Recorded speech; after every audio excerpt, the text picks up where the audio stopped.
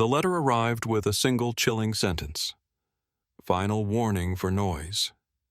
She hadn't done anything wrong, but now they were threatening her eviction. No answers, only silence. What began as a complaint quickly turned into a fight for her home and her life. But what happened next will shock even the toughest survivors. But let's start at the beginning.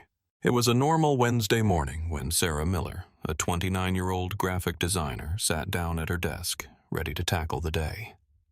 She was in the middle of a tight deadline for a new client, so her focus was sharp. The quiet hum of her apartment provided the perfect backdrop to her work until the email arrived. The subject line was simple: noise complaint, final warning. Sarah froze. Her fingers hovered over the keyboard as her eyes scanned the message. No way. This can't be real. She had lived in this apartment complex for 2 years without a single issue, never once receiving a complaint. The email, written in cold, official language, accused her of creating excessive noise after 10 p.m. the previous evening. It claimed that her actions were disturbing the peace of her neighbors. As she read further, her stomach twisted. The last sentence was the worst part. Failure to comply will result in eviction. Sarah felt a cold rush flood through her, numbing her limbs. Eviction. The word echoed in her mind. She couldn't process it. It was absurd. Last night, she hadn't even been home after 7 p.m. She'd been out at a client meeting, then at the gym, and finally grabbed dinner with a friend. She had not been in her apartment, let alone making noise. Her mind raced as she tried to figure out what could have happened. Could someone have confused her with someone else? Or was this some kind of misunderstanding? No, this was more than a mistake. It felt deliberate, an attempt to push her out of her home. She quickly checked the timestamps on her phone. Every detail of her evening was accounted for. She was certain. There was no way the complaint could be accurate. But then, who would make something like this up? And why? Her heart pounded in her chest as the weight of the situation began to settle in. This wasn't just about noise. This was an attack on her life, her stability. She had no intention of backing down, but she had no idea how deep this would go. Sarah's first instinct was to call the HOA office and clear the air. She needed answers, and fast. The number she dialed rang 3 times before someone picked up. The voice on the other end was flat, disinterested. HOA office, Laura speaking, the woman said, her tone almost robotic. Sarah quickly introduced herself and explained the situation. She told Laura she had been out all evening, had no idea what the complaint was about, and needed some clarification. But instead of help, Sarah was met with cold indifference. Laura barely let her finish speaking before cutting her off. If you don't resolve this, we will have no choice but to start the eviction process, Laura said, her voice as detached as if she were reading from a script. Before Sarah could respond, there was a sharp click. The line went dead. Sarah stared at her phone, stunned. The call had ended so abruptly, as though Laura had hung up without a second thought. The dismissiveness of it sent a flash of anger through Sarah. How dare they? How could they treat her like this? It wasn't just the accusation, it was the sheer lack of concern. She had been calmly explaining the facts, but Laura acted as though Sarah was guilty the moment she picked up the phone. It felt like the HOA had already decided her fate. The lack of empathy, the refusal to listen, was all too familiar. Sarah had heard stories of other younger residents in the complex facing similar treatment. They were always the first to be blamed for anything that went wrong. It was as though her age, her presence in the building, made her an easy target. Sarah's stomach churned. It's personal, she realized. This wasn't just a misunderstanding. This was part of a pattern. She wasn't the first, but she refused to be treated like some faceless number on a complaint list.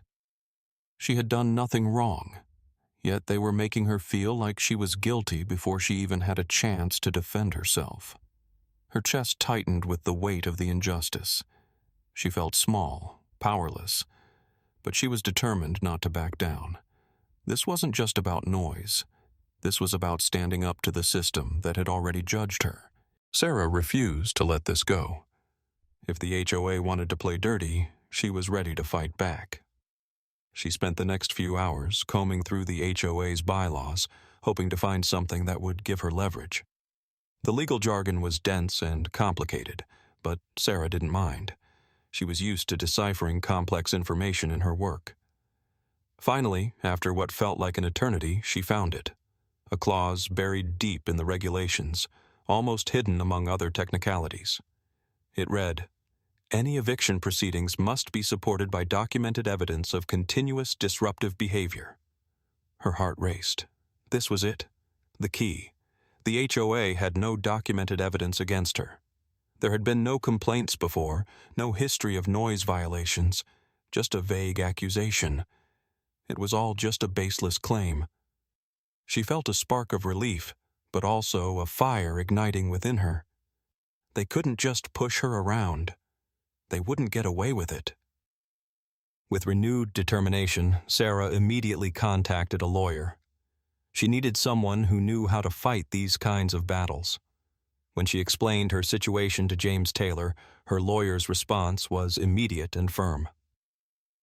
"Sarah, what they've done is illegal," James said, his tone calm but assured. "They can't just evict you without solid evidence. You have rights." He went on to explain her options. The first step was to file a formal complaint with the local housing authority, bringing attention to the HOA's unlawful actions. But James didn't stop there. He told her that if the HOA moved forward with eviction proceedings, they could countersue for emotional distress and legal fees. Sarah didn't hesitate. For too long, she had been treated unfairly, pushed aside by people who assumed they could control her life. But now, she was no longer just going to accept what they threw at her. With James's help, she was ready to take the fight to them. It wasn't just about defending her home anymore. It was about standing up for herself, her rights, and her dignity. Weeks passed, and Sarah found herself standing in the courtroom, facing the HOA and their expensive, high-powered attorneys. The air was thick with tension.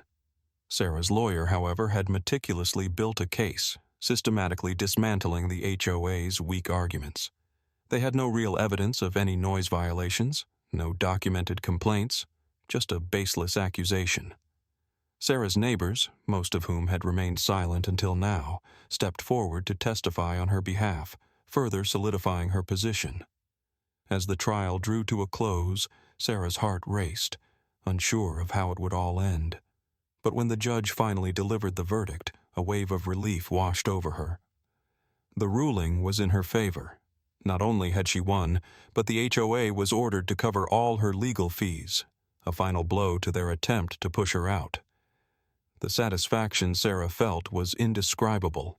The same HOA that had tried to break her spirit was now paying the price for their wrongful actions. And Sarah? She was still in her home, her rights preserved, her dignity unshaken. This victory wasn't just about the case. It was about sending a clear message. No one would ever walk over her again.